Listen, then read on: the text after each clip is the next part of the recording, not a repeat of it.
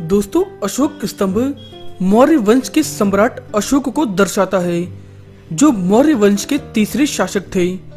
प्राचीन काल में सम्राट अशोक भारत के सबसे शक्तिशाली राजाओं में से एक थे, जिन्होंने 273 ईसा पूर्व से 232 ईसा पूर्व भारत में शासन किया। अशोक के साम्राज्य में अधिकांश भारत, एशिया और उससे आगे अब का अफगानिस्तान, पश्चिम में फारिस के कुछ हिस्से, पूर्व में बंगाल और असम तथा दक्षिण में मैसूर शामिल हुआ था। कहते हैं कि अशोक बहुत क्रूर और निर्दयी सम्राट थे, लेकिन कलिंग की लड़ाई के बाद उन्होंने बौद्ध धर्म को अपनाया तथा अपना पूरा जीवन काल बौद्ध धर्म के सिद्धांतों और उसके प्रचार में लगा दिया। आज के इस वीडियो में हम आपको अशोक स्तंभ का इतिहास और उसके विवरण के बारे में बताएंगे। दोस्तों, अगर आपने हमारे चैनल को सब्सक्राइब नहीं किया है तो ऐसे और वीडियो देखने के लिए आप हमें सब्सक्राइब करें। अशोक स्तंभ का इतिहास। बौद्ध धर्म का अनुयायी बनने के बाद सम्राट अशोक ने भारत के अलावा बाहर के देशों में भी बौद्ध धर्म का प्रचार करवाया। उसने अपने पुत्र महेंद्र और पुत्री संघमित्रा को बौद्ध धर्म का प्रचार करने के लिए श्रीलंका भेजा था। अशोक ने 3 वर्ष में 84,000 स्तूपों का निर्माण करवाया और भारत के कई स्थानों पर उसने स्तंभ भी निर्मित करवाए। अपने विशिष्ट मूर्ति कला के कारण ये स्तंभ सबसे अधिक प्रसिद्ध हुए। वास्तव में सारनाथ का स्तंभ धर्म चक्र प्रवर्तन की घटना का एक स्मारक था और धर्म संघ की अक्षुण्णता को बनाए रखने के लिए इसकी स्थापना की गई थी। कैसे बनाया गया अशोक का स्तंभ? दोस्तों, उत्तर प्रदेश के वाराणसी में स्थित सारनाथ जिले में एक अशोक का स्तंभ बना हुआ है, जो कि चुनार के बलुआ पत्थर यानी कि सैंड स्टोन के लगभग 45 फुट लंबे प्रस्तर खंड से निर्मित किया गया है। धरती में गड़े हुए आधार को छोड़कर इसका दंड गोलाकार है, जो ऊपर की तरफ पतला होता जा रहा है। दंड के ऊपर इसका कंठ और कंठ के ऊपर इसका शीर्ष है। स्तंभ के कंठ के नीचे प्रलंबित उल्टा कमल है। गोलाकार कंठ चक्र के 4 भागों में विभक्त है। उसमें क्रमशः हाथी, घोड़ा, सांड तथा शेर की सजीव प्रकृतियां उभरी हुई हैं। कंठ के ऊपर शीर्ष में 4 शेर की मूर्तियां हैं, जो पीठ से एक दूसरे से जुड़ी हुई हैं। इन चारों के बीच एक छोटा दंड था, जो कि 32 तिल्लियों वाले धर्म चक्र को धारण करता है। यह भगवान बुद्ध के 32 महापुरुष लक्षणों के प्रतीक के स्वरूप में था। अशोक स्तंभ में शेरों का महत्व। दोस्तों, बौद्ध धर्म में शेर को बुद्ध का पर्याय माना गया है। बुद्ध के पर्यायवाची शब्दों में शाक्य सिंह और नर सिंह है, जो कि पाली गाथाओं में मिलता है।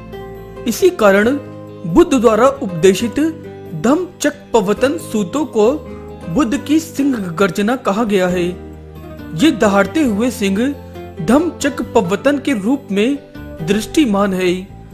भिक्षुओं में बुद्ध को ज्ञान प्राप्त होने के बाद चारों दिशाओं में जाकर लोक कल्याण हेतु बहुजन हिताय व बहुजन सुखाय का आदेश इसी पतन में दिया गया, जो कि आज सारनाथ के नाम से प्रसिद्ध है। इसीलिए यहाँ पर मौर्य काल के तीसरे सम्राट चंद्रगुप्त मौर्य के पौत्र चक्रवर्ती महान के स्तंभ के चारों दिशाओं में सिंह गर्जना करते हुए शेरों को बनवाया गया था। इसे ही वर्तमान में अशोक स्तंभ कहते हैं। भारत में कहां-कहां स्थित है अशोक स्तंभ? दोस्तों, जैसा कि हमने आपको इस वीडियो में पहले ही बता चुके हैं कि सम्राट अशोक ने भारत के विभिन्न हिस्सों में बौद्ध धर्म के प्रचार के लिए अशोक स्तंभ का निर्माण कराया और बुद्ध के उपदेशों को इन स्तंभों पर शिलालेखों के रूप में उत्कीर्ण भी कराया। क्या आपको पता है कि कहां-कहां स्थित है अशोक स्तंभ?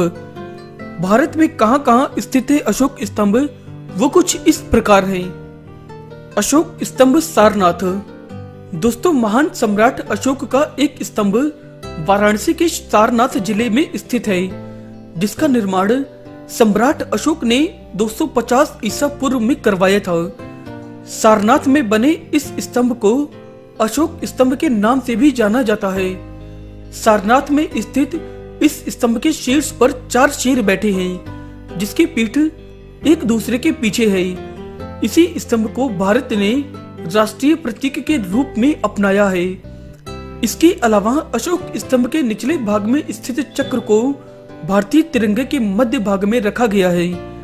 इस अशोक स्तंभ को सारनाथ के संग्रहालय में रखा गया है। वैसे तो इस अशोक स्तंभ पर कई लेख लिखे गए होंगे, लेकिन इनमें से 3 लेख प्रसिद्ध हैं। पहला लेख अशोक के ही समय काल का है और इसे ब्राह्मी लिपि में लिखा गया है। दूसरा लेख कृषाल काल में और तीसरा लेख गुप्त काल का है। अशोक स्तंभ इलाहाबाद। दोस्तों, यह स्तंभ इलाहाबाद किले के बाहर स्थित है। इसका निर्माण 16वीं शताब्दी में सम्राट अकबर द्वारा करवाया गया था। अशोक स्तंभ के बाहरी हिस्से में ब्राह्मी लिपि में अशोक के अभिलेख लिखे हैं। 200 ईसा में समुद्रगुप्त अशोक स्तंभ को कौशाम्बी से प्रयाग लाया गया और उसके दरबारी कवि हरिशेष द्वारा रचित प्रयाग प्रसिद्ध इस पर खुदवाया गया है।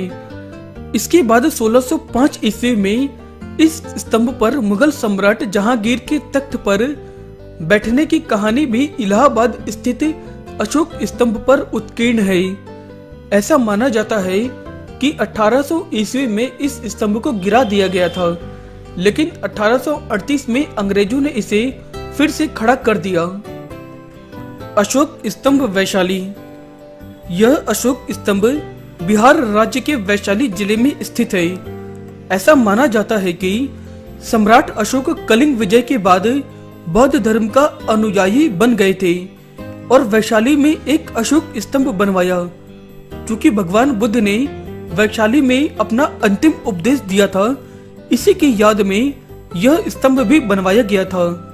इसके अलावा वैशाली स्थित अशोक स्तंभ अन्य स्तंभों से भी काफी अलग है। स्तंभ के शीर्ष पर त्रुटिपूर्ण तरीके से एक सिंह की आकृति बनी है, जिसका मुंह उत्तर दिशा में है। इसे भगवान बुद्ध की अंतिम यात्रा की दिशा भी माना जाता है। स्तंभ के बगल में ईंट का बना एक स्तूप और तालाब है, जिसे राम कुंड के नाम से भी जाना जाता है। यह बोधि भिक्षुओं के लिए एक पवित्र स्थान है। अशोक स्तंभ सांची। दोस्तों, एक अशोक स्तंभ मध्य प्रदेश के सांची जिले में स्थित है। इस स्तंभ को 3री शताब्दी में बनवाया गया था। इसकी संरचना ग्रीको बौद्ध शैली से प्रभावित है। सांची के प्राचीन इतिहास के अवशेष के रूप में यह स्तंभ आज भी मौजूद है और सदियों पुराना होने के बावजूद नवनिर्मित दिखाई देता है। यह स्तंभ सारनाथ स्तंभ से भी काफी मिलता जुलता है।